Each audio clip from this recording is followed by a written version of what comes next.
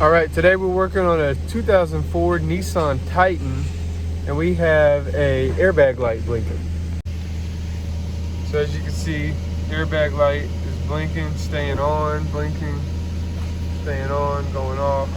So if you have this problem, that means your airbag system is not working. So your airbags will not deploy if you get in a wreck and you have that light blinking. Also, you will fail your state inspection. So we get the scanner out, and we have two codes here. We have B1081, which is pre-tensioner right front open, and we have B1019, which is belt tensioner sensor unit fail. So these codes pertain to the passenger side belt tensioner over here, seat belt tensioner. So we're gonna go take a look at that. So on this model, passenger side seat belt is in the rear door.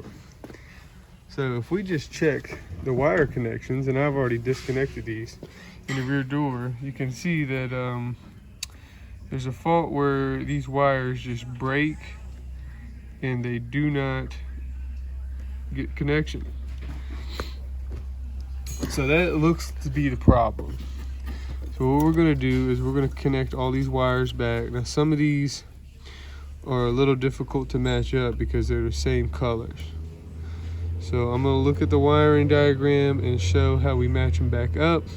To get these wires straight, the first two are easy. You got thick orange and blue wires and a thick red and blue wire, and those go to your speaker. So those are really easy. I went ahead and connected those.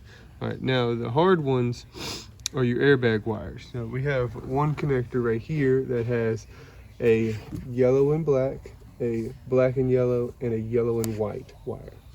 Now, I believe those three wires are right here. So we're gonna assume that's it, and then I believe they connect to these right here.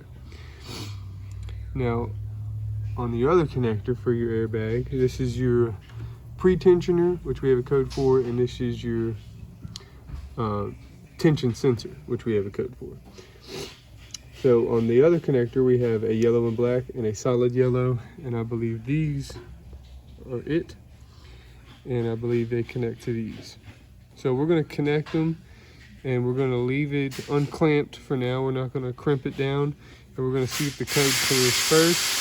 If it don't, really the problem wires are these two ones that are identical, the yellow and blacks. So if they don't, we're gonna switch these yellow and blacks, then see if they clear. And if they clear whichever way, then we know we got them connected properly.